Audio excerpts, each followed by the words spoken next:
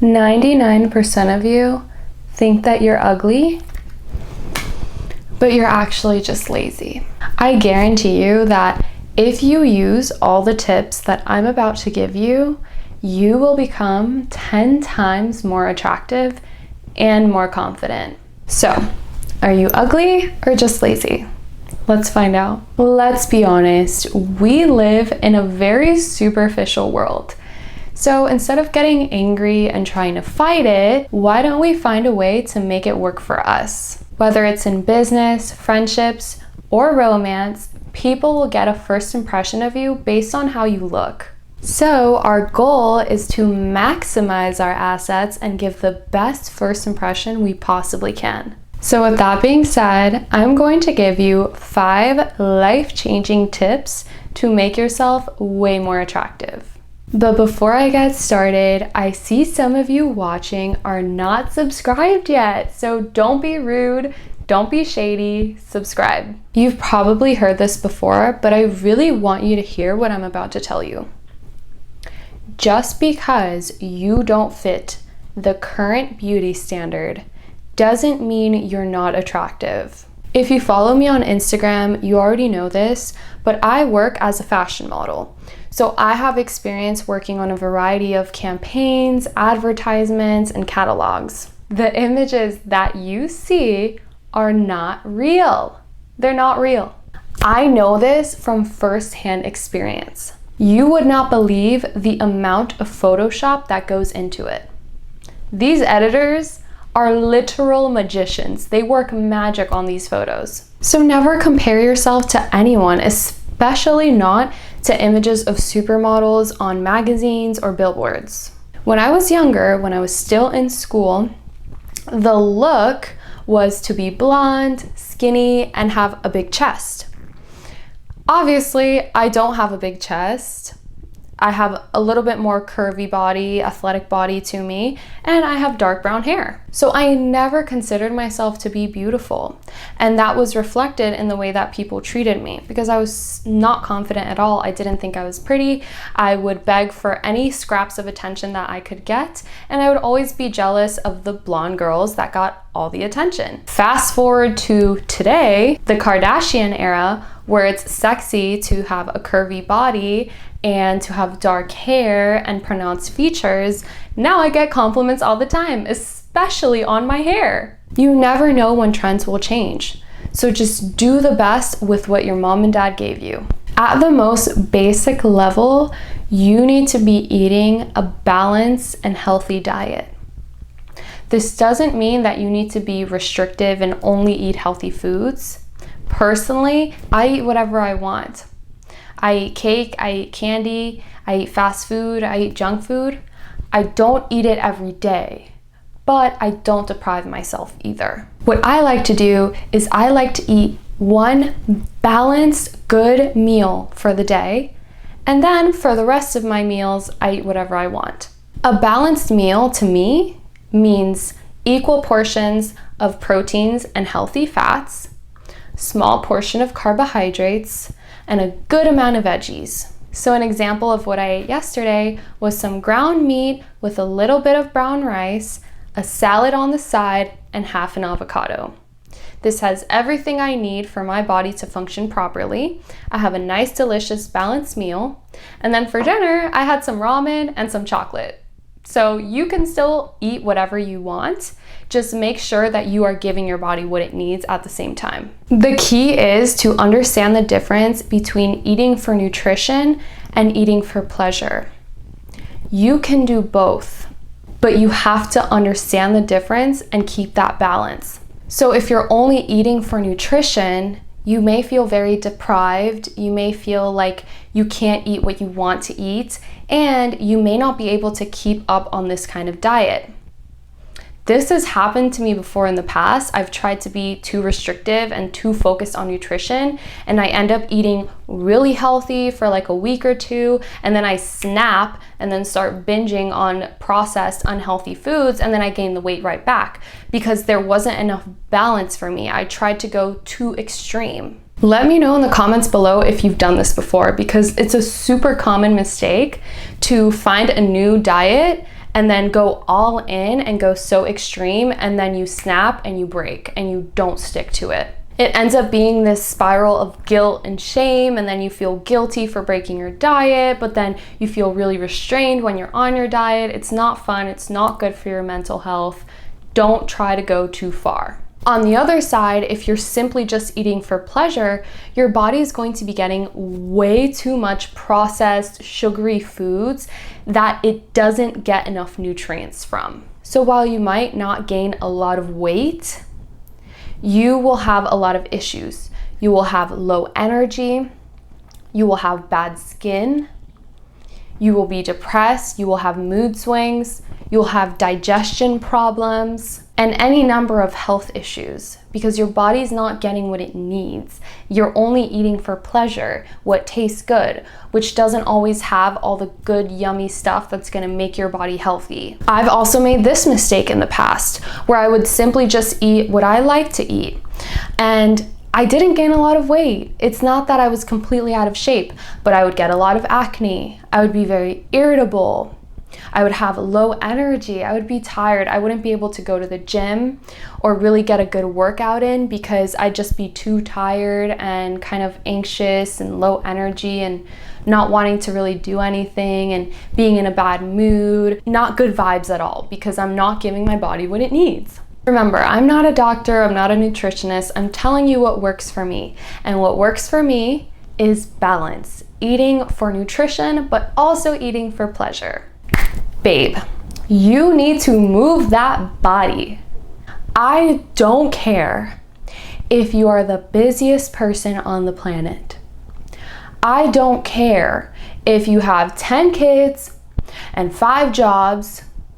I know for a fact that you can cut out 15 to 20 minutes a day to do some kind of exercise. You are watching this video right now. So you could be watching this video and going for a walk at the same time. No excuses. Just to give you a little bit of facts, according to the CDC, just having 150 minutes of exercise a week significantly reduces chronic diseases and other health problems.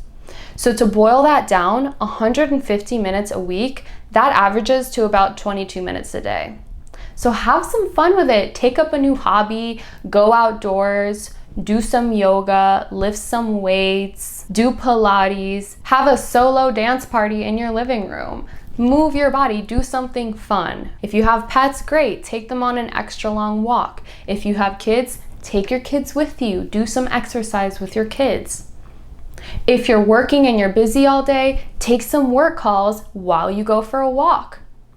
Do some squats right in front of your desk in between work emails.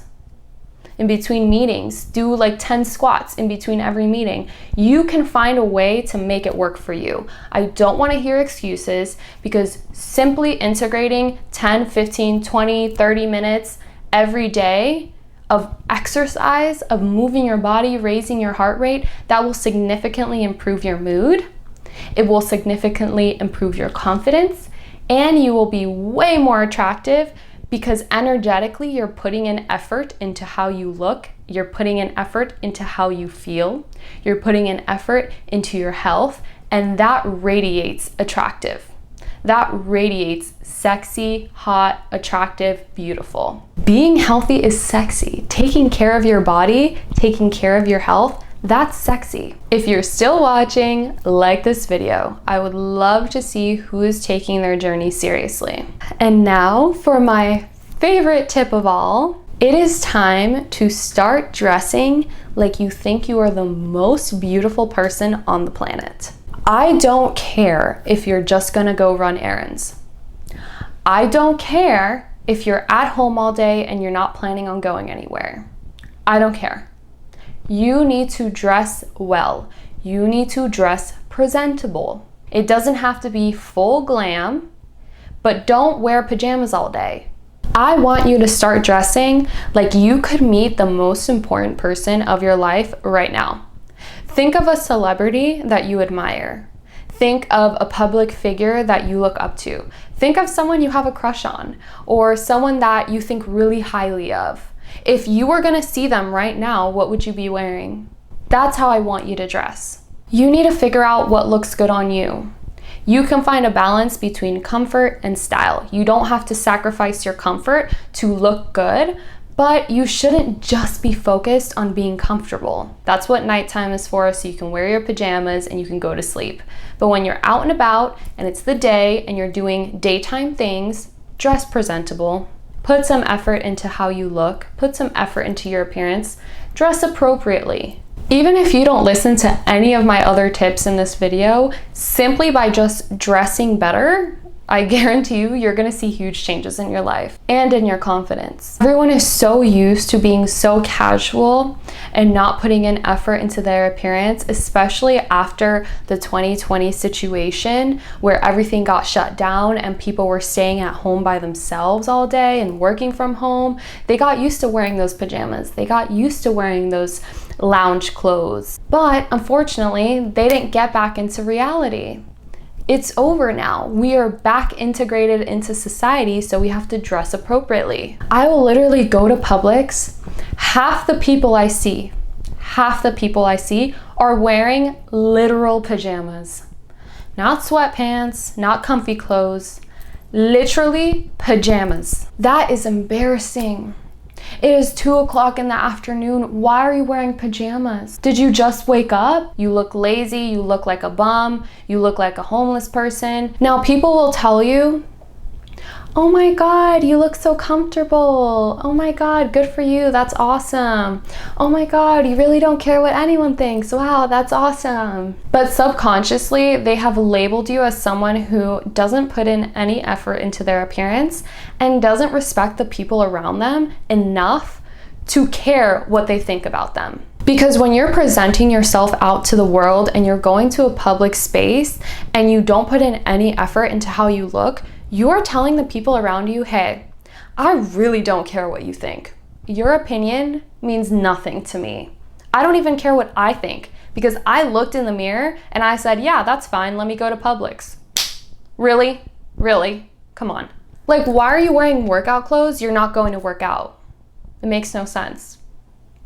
Oh my God, wait, that reminds me of another story. Oh God. I feel kind of weird telling this story because I don't know if this woman watches my videos, but you need to hear this because it's a prime example of what I'm trying to tell you. So I planned a girls' dinner at a really nice sushi restaurant. I never set a dress code because I assume that, okay, it's dinner. People know it's a nice restaurant. People know how to dress, right? Big mistake on my part. So I show up, I'm wearing a dress, I'm wearing my cute chunky heels, some jewelry, and just light makeup, nothing too crazy. And this girl shows up in workout clothes.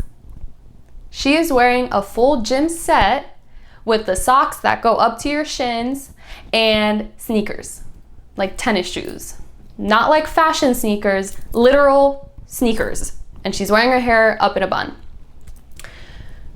So my first thought is, oh my God, she must have just come from the gym. Maybe she didn't have time to change outfits. Like, okay, well, at least she was able to make it. So I asked her, I'm like, oh, did you just come from the gym? Very casually. And she was like, no, I was hanging out at home. When I tell you, I was in shock. I was fully expecting her to say that she had just come from the gym and she was in a rush and blah, blah, blah. But no, she was at home. Yet she didn't feel the need to dress appropriately for a dinner. Like, that was so shocking to me. Now, obviously, I tried to play it off cool. I'm not one to give advice to someone about how they dress unless they ask me. And obviously, I didn't want to make her feel bad about herself. But this is a huge no-no. It would have taken her less than 10 minutes to change into a dress and some sandals. Or depending on her style, she could wear a nice blouse and some shorts or pants or a skirt, whatever. But actual clothing, looking presentable, right? Not in gym attire.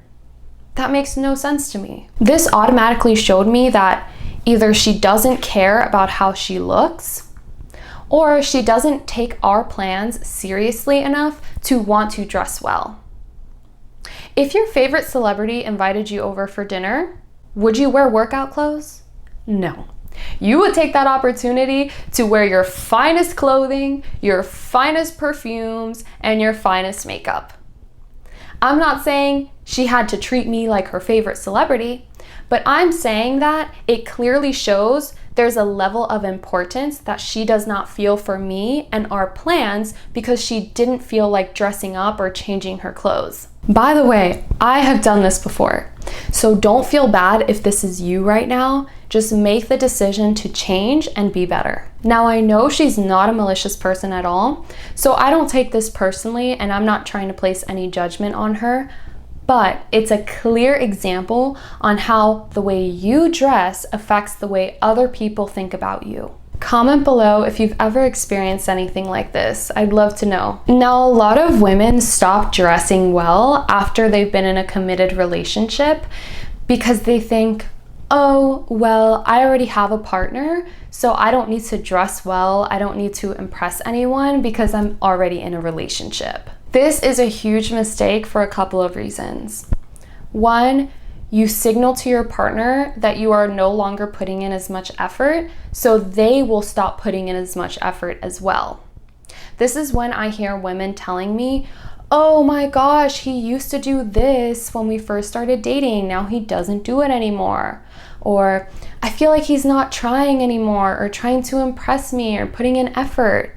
And my first question to them is, are you putting in the same amount of effort? Do you dress the same that you used to dress? Do you still go the extra mile to impress them?